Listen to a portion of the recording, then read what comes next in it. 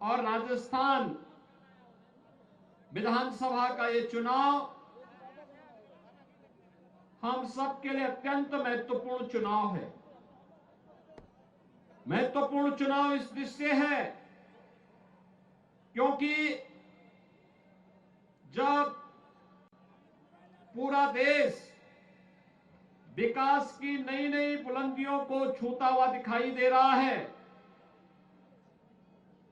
उन स्थितियों में हमारा ये राजस्थान, जिसकी भक्ति ने देश की शक्ति का काम किया, जो दुश्मन का दांत हमेशा खट्टा करता रहा है, हमारा ये राजस्थान इसमें पीछे क्यों रहेगा? उसको भी तो विकास का लाभ मिलना चाहिए और उस दृष्टि से विकास की योजनाओं का लाभ आवश्यक है। विकास की सोच वाली सरकार भी आए, ऐसे जनप्रतिनिधि भी जाए। और भाइयों बहनों, आज राजस्थान पिछले 5 वर्ष से इस कमी को महसूस कर रहा है। भाइयों बहनों, जब पूरा देश विकास की नई ऊंचाइयों को प्राप्त कर रहा हो, आज आप देख रहे होंगे विकास की नई नई योजनाएं बन रही देश के अंदर, बड़े बड़े प्रोजेक्ट बन रहे हैं। एक तरफ विकसित होने की ओर अग्रसर भारत, दूसरी तरफ दुनिया की ओर, दुनिया के अंदर सम्मान बढ़ाता हुआ भारत।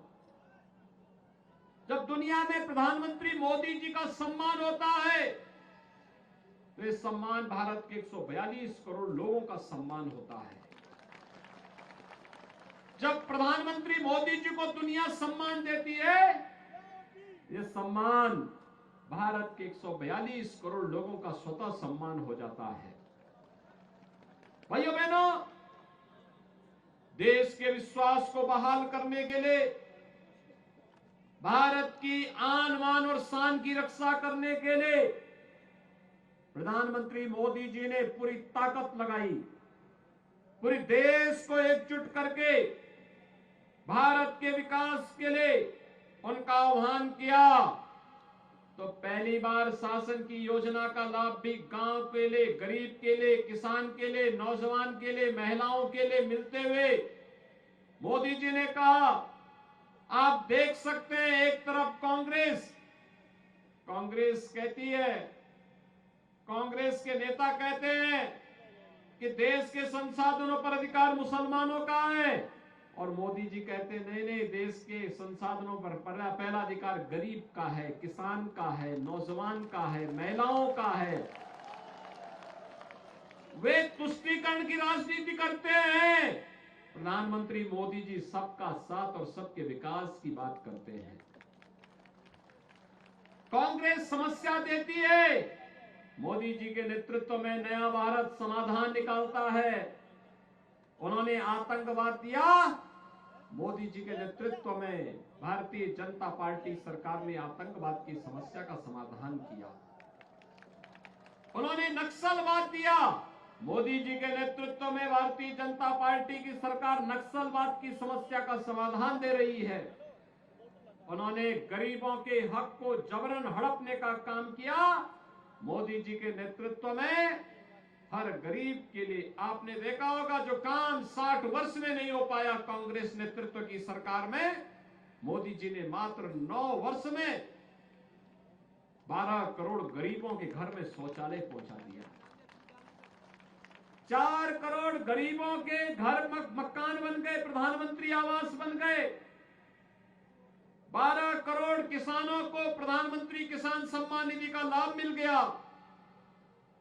भाइयों बहनों, 10 करोड़ गरीबों को उज्ज्वला योजना का रसोई गैस का कनेक्शन मिल गया।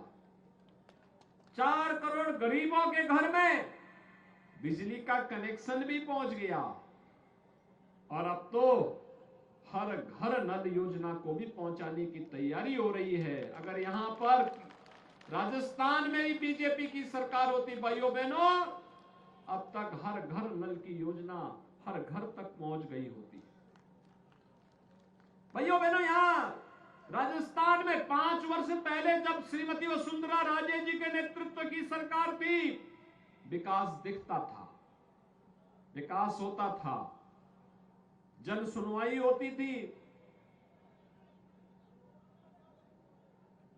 दुर्भाग्य से सरकार गई और यहां पर कांग्रेस नेतृत्व की सरकार आने के बाद क्या हो रहा है?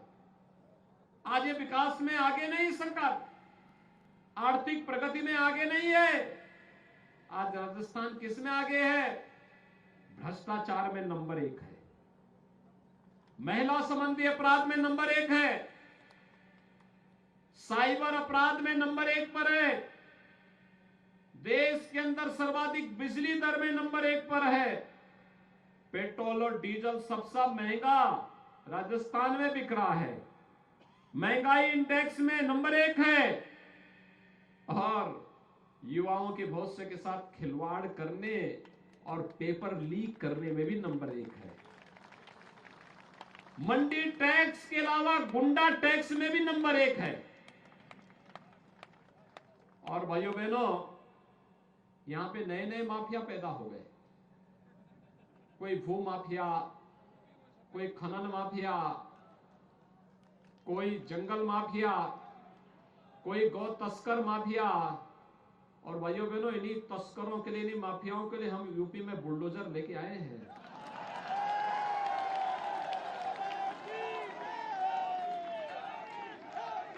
और इसीलिए भाइयों बहनों, आज मैं आपके पास आया हूं आपसे कहने के लिए, ये सरकार विकास भी नहीं करा सकती,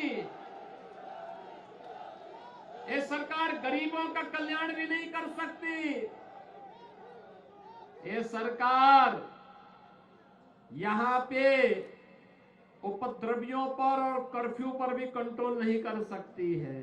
देखो, यूपी में पिछले 6.5 वर्ष से बीजेपी की सरकार है, और जिस उत्तर प्रदेश में उससे पहले हर दूसरे दिन दंगा होता था, 6.5 वर्ष में एक भी दंगा नहीं हुआ है। आज यूपी में दंगा नहीं होता है। आपने देखा होगा, यहां कन्हैयालाल तेली की हत्या कर दी गई थी, कैसे निर्मम बर्बर हत्या हुई थी, बेटियों के साथ किस प्रकार का व्यवहार हो रहा है, कैसे हो रहा है, और कांग्रेस के नेता बहुत सारे मामलों में स्वयं संलिप्त पाए जाते हैं। इसलिए भाइयों बहनों, अगर इन सब घटनाओं से मुक्ति चाहिए, पर्व और त्योहार शांतिपूर्ण तरीके से मनाए जा सके, सरकार तुष्टीकरण की नीति पर न चल करके हर गरीब के लिए, हर किसान के लिए, हर नौजवान के लिए, हर महिला के लिए पूरे मजबूती के साथ उनके हितों के लिए कार्य करने वाली हो सके, और साथ साथ आपकी आस्था का सम्मान करने वाली भी हो सके। आप मुझे एक बात बताइए, कांग्रेस 60 वर्ष तक थी, अयोध्या में राम मंदिर का समाधान इन्होंने किया क्या? कर भी नहीं सकती। ये तो कांग्रेस तो अपने आप में समस्या है भाइयों बहनों, ये समस्या है। देश की समस्या का नाम कांग्रेस है, और अगर देश की समस्या का समाधान करना चाहते हैं तो कांग्रेस को हटा दीजिए, समाप्त कर दीजिए। भाइयों बहनों, देश समाधान समस्याओं से मुक्त हो जाएगा। मैंने पहले भी कहा, जब तक कांग्रेस थी तो ये समस्या का समाधान तो नहीं करते थे, लेकिन हमारी आस्था के साथ खिलवाड़ करते थे, बोलते थे राम और कृष्ण तो हुए ही नहीं। अब बताओ, हम यहां पे संबोधन में राम राम सा कहते हैं। हमारे पूर्वजों ने हमें यही सिखाया है, जब मिलेंगे तो राम राम बोलेंगे, जब घर में कोई पवित्र कार्यक्रम होगा तो अखंड रामायण का पाठ बिठाएंगे, और जब अंतिम यात्रा होगी तो भी राम नाम सत्य है कहकर के ही यात्रा निकलेगी।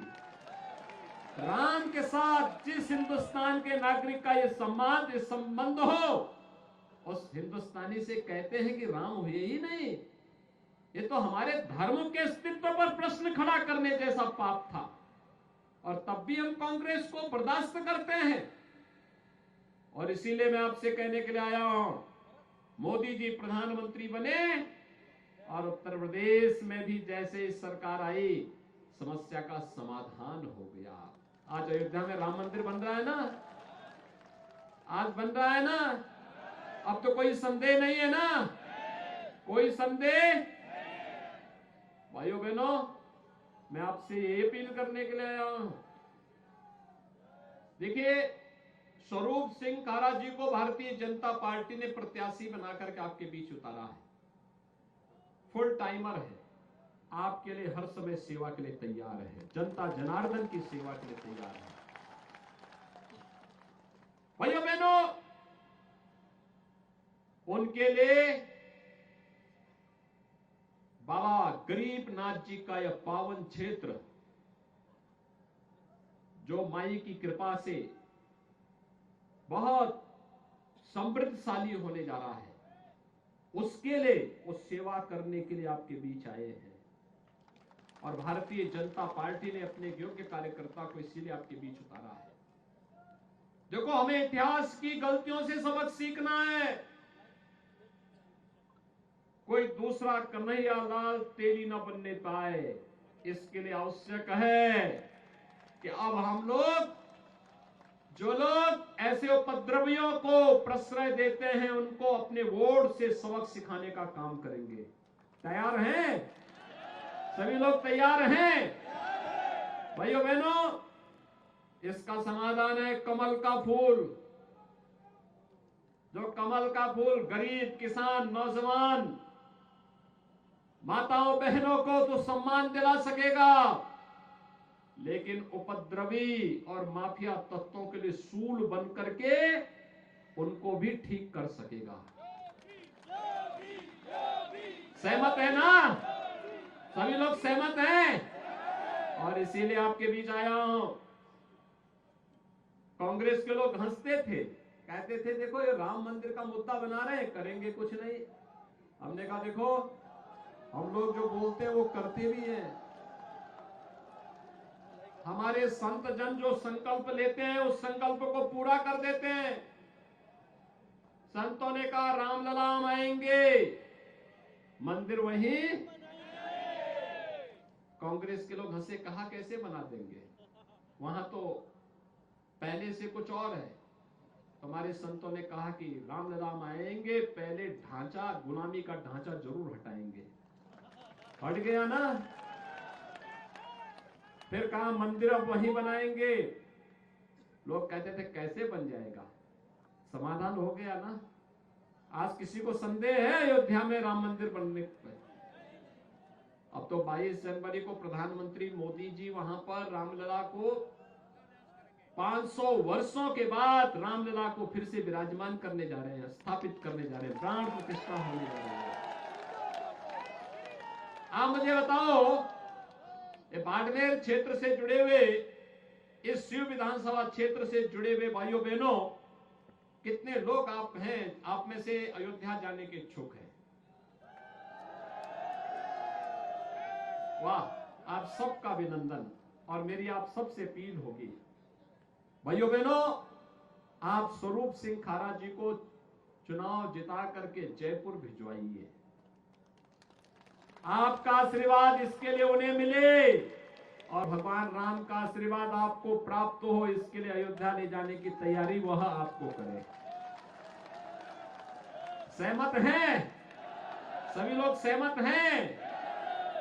तो इसीलिए मैं आपसे कहने के लिए आया हूं। और बाकी वहां पे हम लोग स्वागत कर लेंगे, वहां पे कोई समस्या नहीं आएगी। यूपी में आज के दिन पे कोई समस्या नहीं है। सब लोग सहमत है ना? सभी लोग सहमत हैं? भारी बहुमत से विजयी बना करके भेजेंगे। राजस्थान में बीजेपी की सरकार लेके आएंगे। तो मेरे साथ बोलेंगे भारत माता की, भारत माता की जय श्री राम, जय जय श्री राम। बहुत बहुत अभिनंदन।